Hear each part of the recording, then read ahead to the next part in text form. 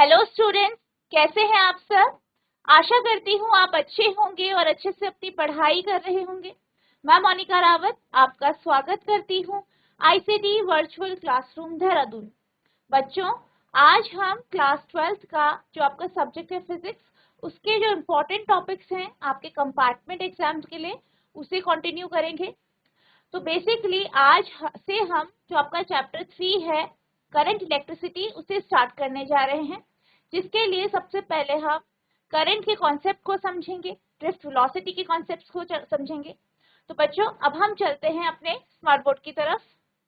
तो बच्चों, आज से हम जो आपका चैप्टर 3 है करंट इलेक्ट्रिसिटी, उसे स्टार्ट करने जा रहे हैं। तो सबसे पहले हम कॉन्सेप्ट समझेंगे इलेक्ट्रिक करंट का, कि इलेक्ट्रिक करंट यानी विद्युत धारा क्या हो। तो बच्चों, आपने जो है प्रीवियस क्लासेस में कॉन्सेप्ट पढ़े हैं कंडक्टर का, ठीक है। कंडक्टर यानी चालक क्या होता है, ये आपने समझा था। और आपने ये देखा है कि जो चालक होता है यानी जो कंडक्टर होता है, उससे जो है इलेक्ट्रिसिटी फ्लो होती है, विद्युत धारा उससे प्रवाहित होती है, ठीक है। तो हम क्यों कहते हैं कि इससे विद्युत धारा प्रवाहित हो रही है, क्योंकि उससे करंट फ्लो हो रही है, ठीक है। तो करंट किसकी फॉर्म में होती है, इलेक्ट्रॉन्स की फॉर्म में फ्लो करती है, ठीक है। तो अगर हम बात करें इलेक्ट्रिक करंट की, तो इलेक्ट्रिक करंट क्या होता है, the directed rate of flow of electric charge through any cross section of a conductor is known as electric current. यानी अगर हम बात करें कोई भी कंडक्टर है आपके पास, उसके क्रॉस सेक्शन से, उसमें से जो चार्ज यानी आवेश का जो फ्लो होता है किसी एक पर्टिकुलर डायरेक्शन में, उसे हम इलेक्ट्रिक करंट यानी विद्युत धारा कहते हैं। किसी चालक के किसी भी क्रॉस सेक्शन के माध्यम से विद्युत आवेश के प्रवाह की निर्देशित दर को विद्युत धारा के रूप में जाना जाता है। If delta Q charge flows in time del t, then electric current at any time t is, अगर या यदि डेल्टा Q क्या है, जो है डेल्टा Q जो है वो चार्ज का फ्लो है, ठीक है, आवेश का प्रवाह है, और किस टाइम में, डेल्टा t टाइम। तो किसी भी समय में धारा क्या होगी। अगर हम नॉर्मली देखें तो आप इलेक्ट्रिक करंट को, ठीक है, इलेक्ट्रिक करंट जो है यानी विद्युत धारा,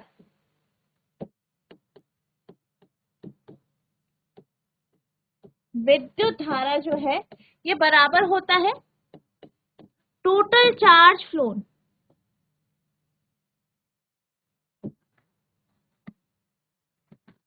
ठीक है।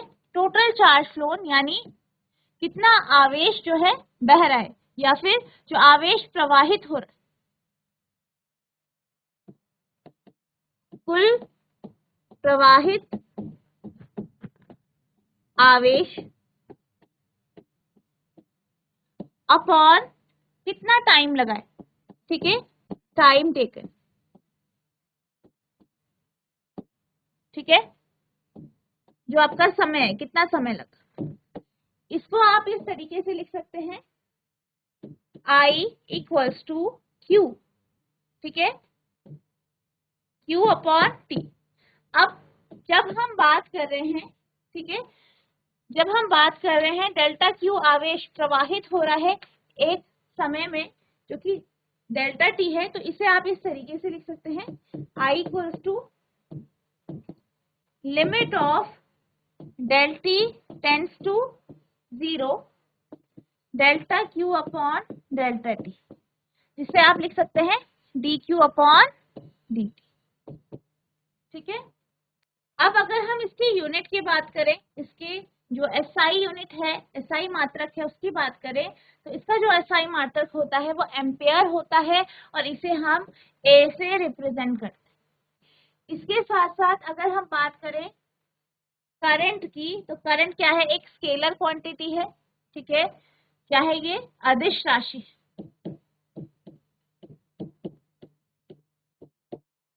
क्या है ये, एक अदिश राशि है।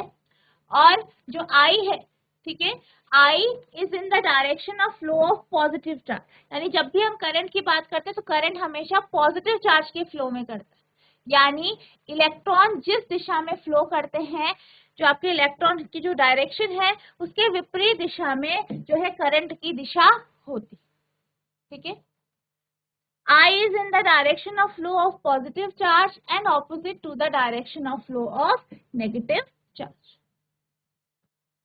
I hope आपको ये समझ में आया होगा। अब हम चलते हैं ड्रिफ्ट वेलोसिटी के कॉन्सेप्ट पे कि ड्रिफ्ट वेलोसिटी होती क्या। ठीक है, अब इस कॉन्सेप्ट को जो है हम समझ सकते हैं कि मान लीजिए आपके पास जो है एक कंडक्टर है। ठीक है, आपके पास एक कंडक्टर है, एक चालक है। ठीक है, और आप ये जानते हैं कि जो कंडक्टर होता है या जो चालक होता है उसमें क्या होते हैं, उसमें आपके फ्री इलेक्ट्रॉन्स रहते हैं।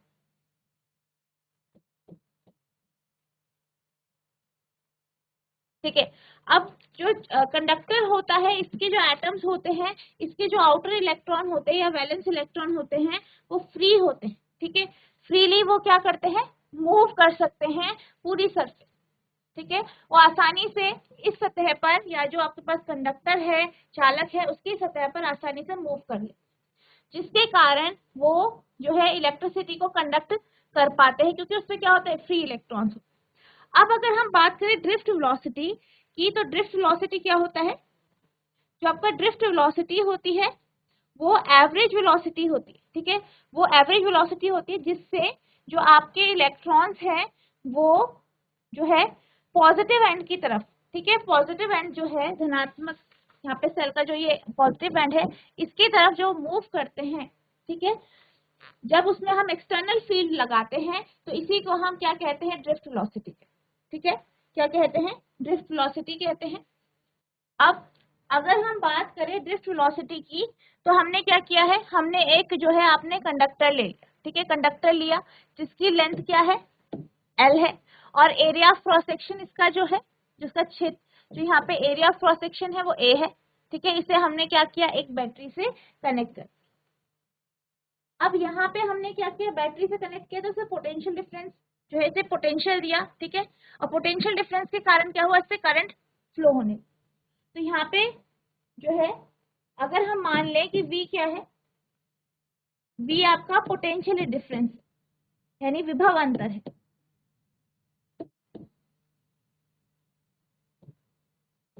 ठीक है, पोटेंशियल डिफरेंस है, विभव अंतर है, जो कि हमने इस कंडक्टर के जो साइड है वहां पे लगा, दोनों के जो क्रॉस सेक्शन है वहां पे लगा। तो अगर हम मान लें कि V is the potential difference applied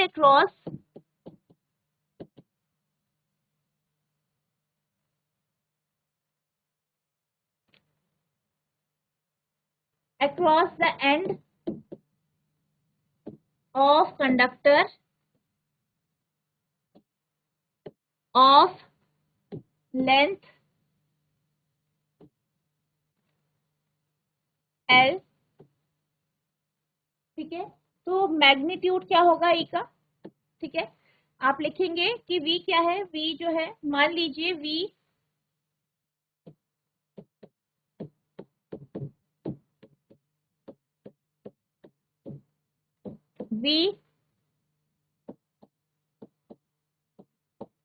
विभवांतर है जो चालक में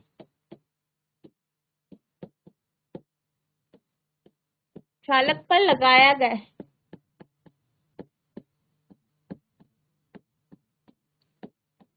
ठीक है, तो आपका जो E होगा वो E होगा आपका बराबर E यानी जो है आपका इलेक्ट्रिक फील्ड यानी विद्युत क्षेत्र। तो विद्युत क्षेत्र कितना आएगा, E बराबर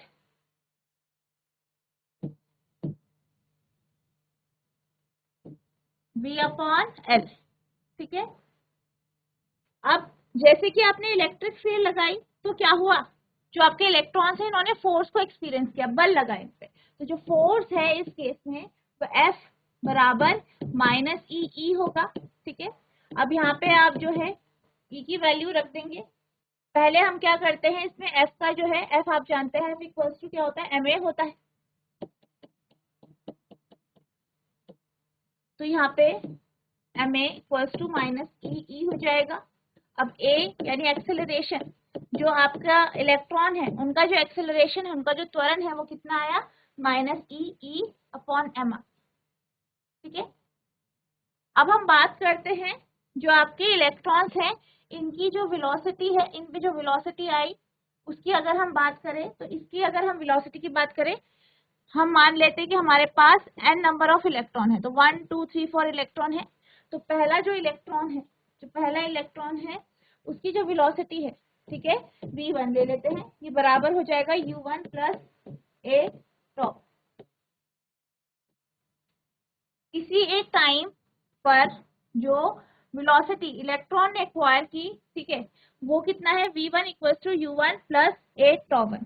इसी तरीके से v2 के लिए u2 plus a tau 2, v3 equals to u3 plus a tau 3, और vn equals to un plus a tau. ठीक है, तो ये जो हो गया, अगर हम इनको सबको ऐड कर दे तो ये आपका क्या देता है, ड्रिफ्ट वेलोसिटी दे देता है। ठीक है, vd equals to v1 plus v2 plus v3। हम इसका क्या कर लेंगे, एवरेज, जिसका एवरेज होगा वो आपका ड्रिफ्ट वेलोसिटी होगा। vd आपके सारे के सारे जो वेलोसिटी है उनका सम अपॉन जितने इलेक्ट्रॉन है n। ठीक है, अब इनमें हम वैल्यूज रखेंगे, u1 plus a tau 1 plus u2 plus a tau 2 plus u3 plus a tau 3 plus so on plus un plus a tau n upon n। ठीक है, अब हम क्या करते हैं, u1 u2 u3 को एक तरफ रख देते हैं,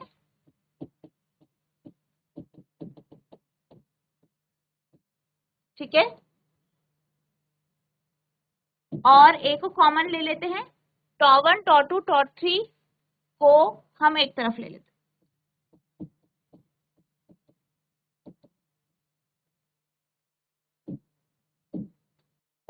तो ये हो जाएगा u1 plus u2 plus u3 up to un upon n plus a tau 1 plus tau 2 plus up to tau n upon n। ठीक है, अब जैसे कि आप जानते हैं कि सारे के सारे इलेक्ट्रॉन रैंडम मोशन में होते हैं, तो जो टोटल जो मोशन है वो कितना हो जाता है, जीरो हो जाता है। वो मूव कर रहे हैं लेकिन टोटल आपका क्या हो जाता है, जीरो हो जाता है। तो यहाँ पे ये आपका जीरो हो जाएगा, प्लस ए, इसको हम ले लेते हैं, जो आपका ये दूसरा पार्ट है इसे हम टॉ लेते हैं। ठीक है, और टॉ यहाँ पे क्या दिखा रहा है, आपका एवरेज टाइम या एवरेज रिलैक्सेशन टाइम।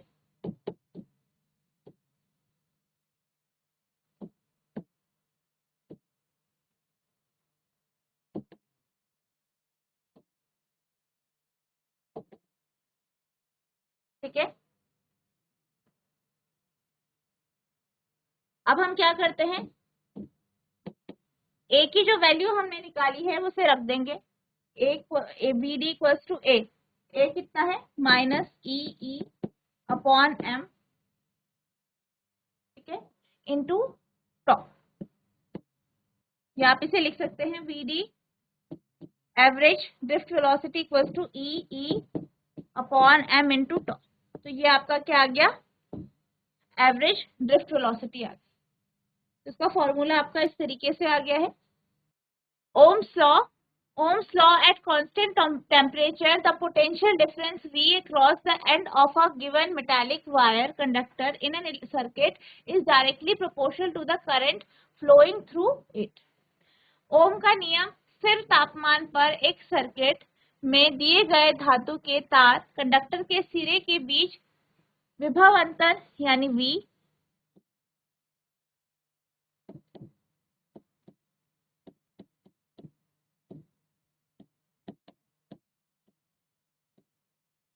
विभव अंतर V इसके माध्यम से बहने वाली धारा के सीधे अनुपातिक होता है। यानी अगर हम ओम्स लॉ की बात करें तो ओम्स लॉ से हमें क्या पता चलता है कि जो आपका पोटेंशियल डिफरेंस होता है वो किसके ऊपर निर्भर करता है, करंट के ऊपर। जितना करंट जो है किसी भी धातु से, किसी भी मेटालिक वायर से जितना करंट फ्लो करेगा, जितनी धारा प्रवाहित होगी, उसके डायरेक्टली प्रोपोर्शनल होगा आपका पोटेंशियल डिफरेंस। ठीक है, V is directly proportional to I।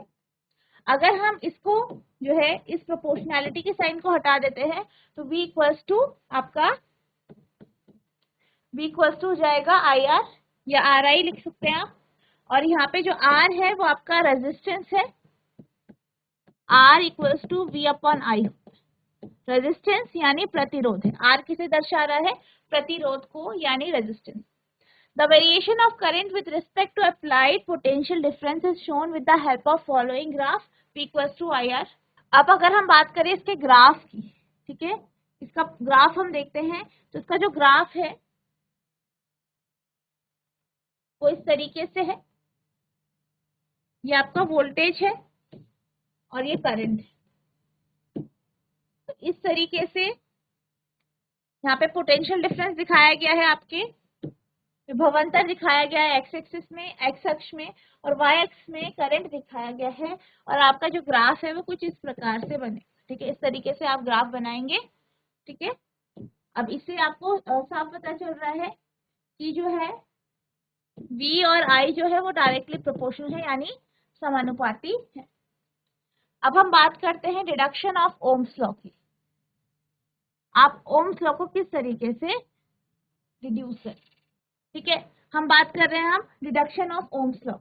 तो सबसे पहले हमने क्या पढ़ा, ड्रिफ्ट वेलोसिटी के बारे में पढ़ा। तो ड्रिफ्ट वेलोसिटी का हमने फॉर्मूला निकाला, Vd equals to E upon m into tau. ठीक है, ये हमारा क्या निकला, ड्रिफ्ट वेलोसिटी। अब आप ये जानते हैं कि E equals to V upon L होता है। ठीक है, हमने अभी डिस्कस करा था E equals to V upon L होता है। ठीक है, और Vd आपके पास ये है, तो आप जो है यहाँ पे जो आपकी फर्स्ट इक्वेशन है इसमें आप E की वैल्यू रख देंगे।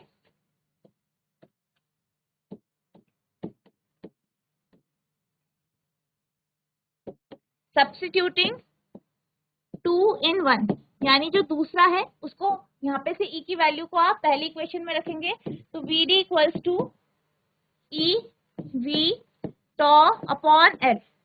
तो ये आपका Vd की वैल्यू। ठीक है, यहाँ पे आपका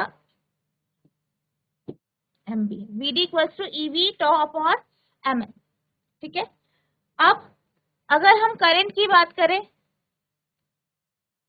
करंट जो है यानी I, ठीक है, I जो है बराबर होता है NEA VD। ठीक है, I equals to NEA VD। अब यहाँ पे जो Vd है, Vd की हम वैल्यू रख देंगे ड्रिफ्ट वेलोसिटी।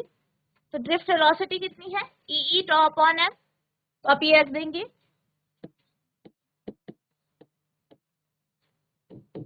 तो ये I equals to N E square AE tau upon M आ गया है, ML। ठीक है, ये ML हो। ठीक है, यहाँ पे आपका E है, तो E की वैल्यू क्या है, E equals to V upon L है। इसको हम अगर E की जगह रख देंगे तो V अपॉन L आ जाएगा, यानी I equals to NE square AV tau upon ML। I equals to NE square A tau upon ML into V। ठीक है, अब यहाँ पे आपका ये हो जाएगा I upon V equals to NE square A tau upon ML, या V अपॉन I को आप लिख सकते हैं ML upon NE square A tau. ठीक है, और ये जो है आप जानते हैं since V equals to I, V upon I equals to R होता है, तो ये आपका R की वैल्यू आ गई है, यानी रेजिस्टेंस यानी प्रतिरोध आ गया है। R की वैल्यू कितनी आई है, ML N ANE स्क्वायर टॉ। ठीक है, तो ये आपका R रेजिस्टेंस यानी प्रतिरोध है। तो इससे आप क्या कर सकते हैं, V equals to R I, ये आपका प्रूफ हो। अब हम बात करते हैं रेजिस्टेंस की। रेजिस्टेंस यानी प्रतिरोध क्या होता है? Resistance of a conductor. Resistance of a conductor mathematically it is the ratio of potential difference applied across the end of a conductor to the current flowing through it. अगर हम resistance की बात करें, प्रतिरोध की बात करें, तो प्रतिरोध क्या होता है? ये रेशियो होता है, अनुपात होता है विभवांतर का, ठीक है, जो कि एक कंडक्टर पे लगाया गया है, एक चालक पे लगाया गया है, और उसमें से जितना करंट या धारा प्रवाहित हो रही है उसका जो रेशियो होता है या उसका अनुपात होता है उसे रेजिस्टेंस कहते हैं। किसी कंडक्टर का प्रतिरोध गणितीय रूप से यह कंडक्टर के सिरों पर लागू विभवांतर और इसके माध्यम से बहने वाली धारा का अनुपात होता है, यानी R equals to V upon I। अब अगर हम इसके एसआई यूनिट की बात करें तो इसकी एसआई यूनिट क्या होती है, ओम होती है, यानी इसका एसआई मात्रक जो है वो ओम है। और रेजिस्टेंस को हम इस तरीके से लिख सकते हैं, R equals to rho L upon. अब यहाँ पे जो R है वो आपका क्या है, प्रतिरोध है, यानी रेजिस्टेंस।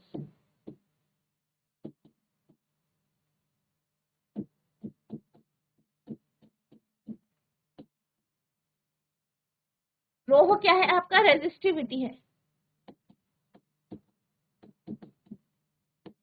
एल क्या है, चालक की लंबाई।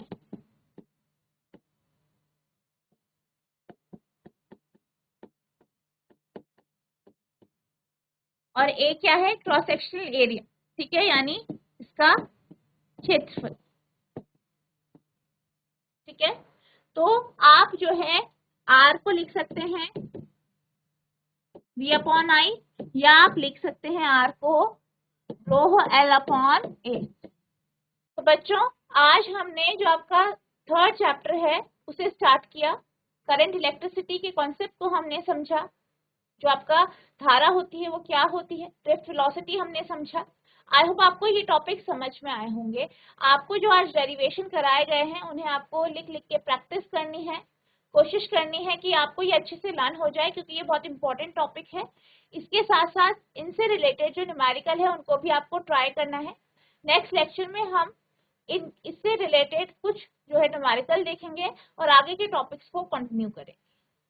तो बच्चों आज के लिए बस इतना ही, मिलते हैं अब नेक्स्ट सेशन में। तब तक के लिए thank you and have a nice day.